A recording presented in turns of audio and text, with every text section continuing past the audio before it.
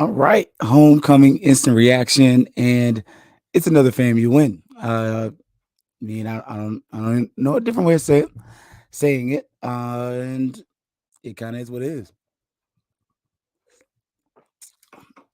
Sorry for being late, but it's homecoming. I was doing the same thing you were doing. I mean, eating, hanging out, catching up with old friends and some new ones. Big shout out always, HBCU Digital Network. Always, this is home. Also, a huge shout out to one of our title sponsors, Cable Busters. And man, today was fun. I got there kind of early. I didn't get to go to everything I wanted to go to. I was there not just for podcasting purposes, but also because it's kind of working the game in some other areas too, as far as like kind of venturing out of my normal comfort zone, trying something new.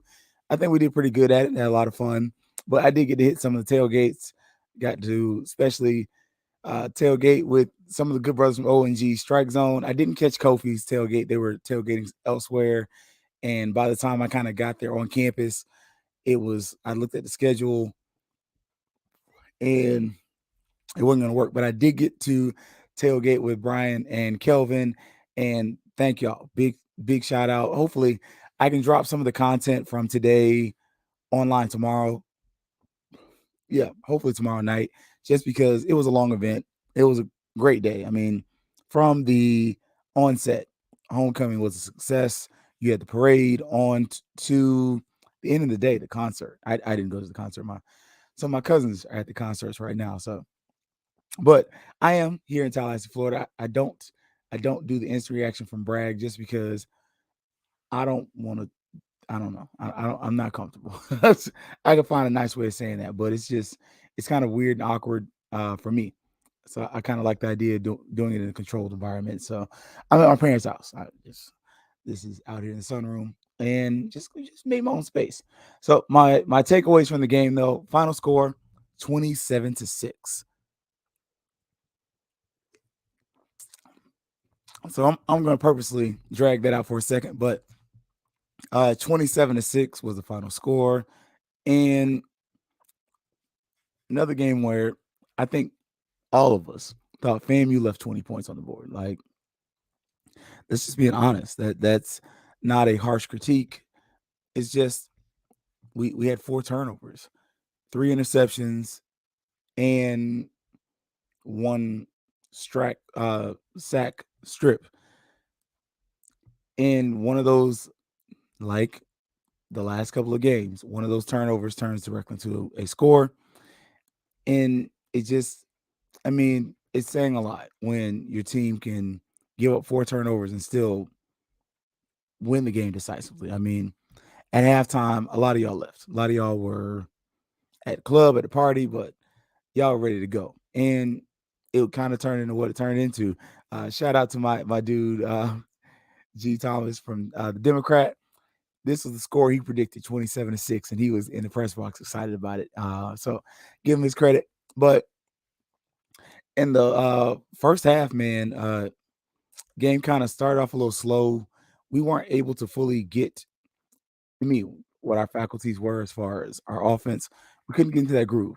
We finally do. We score, and it becomes apparent pretty early that FAMU could run the ball, and that was one of the keys to the game. FAMU's offense had to stay on schedule, and we needed to be able to just constantly score, like just stay, keep putting pressure on Pine Bluff. We did a pretty good job of establishing the run. AJ Davis rushes for 100 yards, first 100-yard rusher since Bishop Bonnet did it in the Florida Classic. So I was glad for that. Musa looked good at times. He at times. I want to see what the stats in the QBR will be. He does get two interceptions and a fumble, so that's going to be interesting. I'm going to speculate it's going to be in the 60s, maybe even the 50s, but uh, I think the 60s is a fair number because we threw the ball quite a bit. And again, four turnovers, but one of them was on a trick play we ran twice, like within almost two series of each other. We run the same trick play. It didn't work. It didn't work the first time. It doesn't really work the second time, but It could have worked. I definitely think without those turnovers, this is a game where FAMU scores 40 points. But again, I digress. We don't. The receivers look solid in this game. You had a few drops, but you didn't have the drops just dictating the game. And we had a nasty one-handed reception by one of the tight ends. I believe 81. Beautiful catch. And for the most part, FAMU was able to stay on schedule at times. We did get a long 17 play drive late in the fourth quarter, which really sealed the deal. And again, we kind of see where FAMU can run the ball. And when we do run the ball and when we stay on schedule, it looks a lot better. The offense is just it flows better, opens up the play chart. And that was one of my things. I even asked coach after the game, and forgive me for drinking. I asked him, I was like, hey, coach, how much easier does it make play calling for you when we stay on schedule? And he's like, man, it just makes my life a lot easier. And I hope coach got his turkey leg after the game. But it just, you kind of saw that. And you saw where, okay, this offense is starting to find a way for it to become comfortable with itself, but also able to fix some of the flaws that it may or may not have had. That was just some of my takeaways from the game. What I really took away: our defense is our defense. FAMU's defense is stingy. I've been making jokes about it. I've been saying it, but for a few weeks now, FAMU's defense has been very solid, and it's just they are a solid defense, and the secondary looked good. I saw some changes in there. I was wondering because man, Courtney Cox, that's one of your starting corners. Kendall Bowler was out there looking solid too, though. Like it was a solid day at the office. And we also saw late in the game some of the younger players get in. I also asked coach about that. I was like, yo, what? I'm seeing some of these younger players get in, most notably for me, Telvin Griffey, and a couple other guys get some playing time. And coach was saying, hey, that's the result of them getting some playing time practice. Forgive me. I was like, yo, I didn't get to cheer the way I wanted to, but inside I was kind of, talking. But we look good in the defense. I mean, besides the turnovers, putting us in very bad football field position, the defense is solid. Now the question is going to be, will that continue next week though? Will we see more of that from the against Southern, who got mollywopped today, and they're going to be looking for a little get back next week? But we'll talk about that on Thursday. I'm not even going to delve into the Southern game just because I want to enjoy this for myself. It is homecoming, and we'll be back on tomorrow. We're going to talk a little something, something. Special teams was solid all day. We had a missed field goal, but it's like a 54-yard field goal. I mean, you're not going to get mad at that. My big things I noticed though, we had a reduction in penalties. I kind of wanted to ask, how do we reduce penalties? I didn't. We also established a run, obviously, and it allowed us to be more multiple offensively.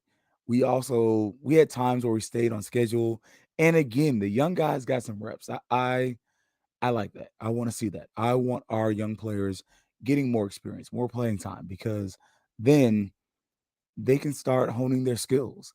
And Coach Simmons mentioned that these seniors only have one more home game, and one of the things a lot of people may not have noticed, I definitely did, but Chris Fadul wore his jersey the entire homecoming. I thought it was very nice. Just as a from a fan standpoint, it was nice. It was really cool to see. And I don't know if he was just cherishing the moment and appreciating that, yo, this is my last homecoming at Bragg, or if that's just his routine. But it stood out to me. For the entire game, he was out there, and pregame, he was kicking the ball, and I got a little bit of footage and whatnot, and the kickers were awesome.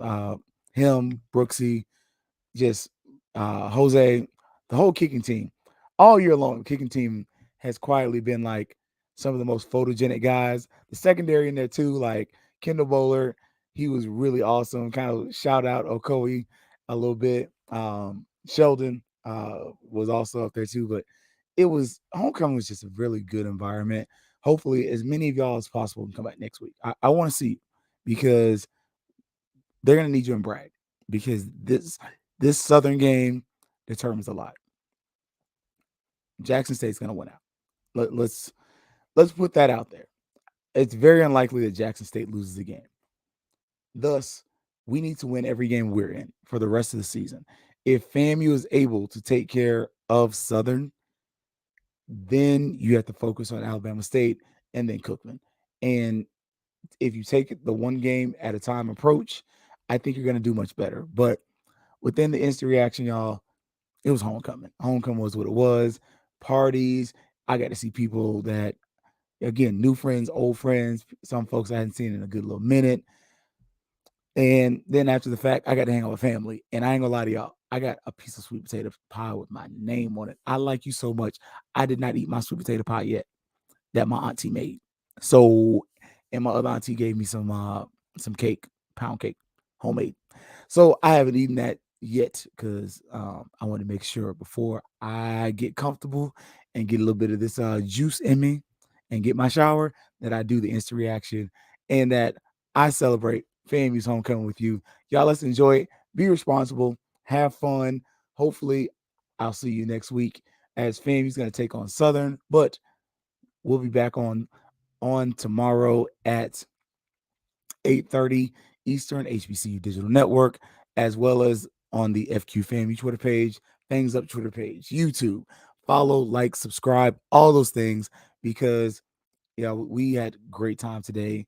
Got to meet the great Charlie Neal, and that was awesome. Like, dude was so really cool. So it was awesome, and I had a great time. So happy homecoming to all my FAMUans.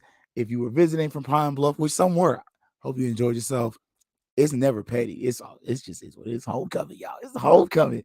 So enjoy the rest of your night. As always, y'all, this is Fangs Up. I will see y'all on tomorrow. Um, no, look, I need to get sponsored by Pepsi. Don't do that. But as always, y'all, Fangs Up. Shout out to HBCU Digital Network as well as Cable Busters. And I got to see your friend and you didn't. Nah. All right, y'all. Bye. I'm being petty. I'm being petty. Happy homecoming, FAMUans.